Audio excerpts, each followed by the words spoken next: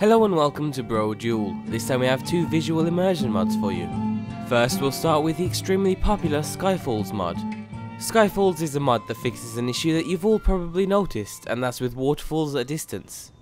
In most games, objects and areas that are far away don't need to be detailed, so to save on processing power, the game stops loading any textures, shading and other objects.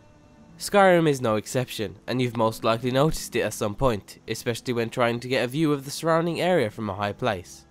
Now while you don't need to see every little detail, waterfalls are quite big, and you can clearly see them from extremely far distances, and in the vanilla game they look like a blurry blob in the distance. But with Skyfalls, as you can see on screen now, the waterfalls will look like they do when you're up close.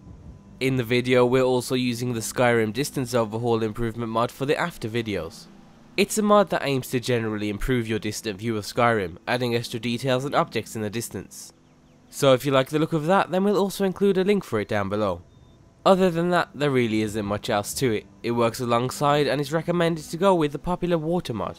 The only compatibility issues you'll have is if you're using another distant waterfall mod. The mod also doesn't use any scripts and there's no other requirements. However, the current version doesn't fully support all DLCs or other mods that add waterfalls to new areas.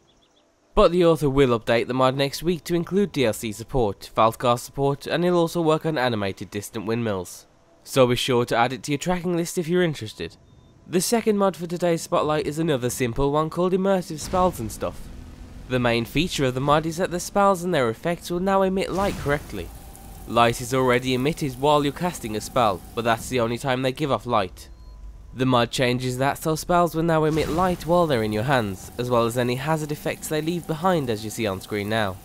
The spells will also emit the correct colour of light, so blue for lightning, a lighter blue for ice, and so on. As you might expect, the lighting isn't really noticeable during the day, but at night and inside dark caves the illuminating spells really give off a nice effect. As of right now, only the player's spells will have the extra lighting effects, but the author's fixing a few bugs before releasing a version that works for NPCs too. Certain spells also don't emit light in the current version, like Atronax and other summons, but the author says it's coming in the next update along with some other features like enchantments that emit light and more.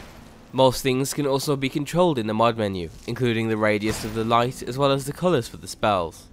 At the bottom you'll also notice some NPC features, which is mainly there for proof of concept purposes.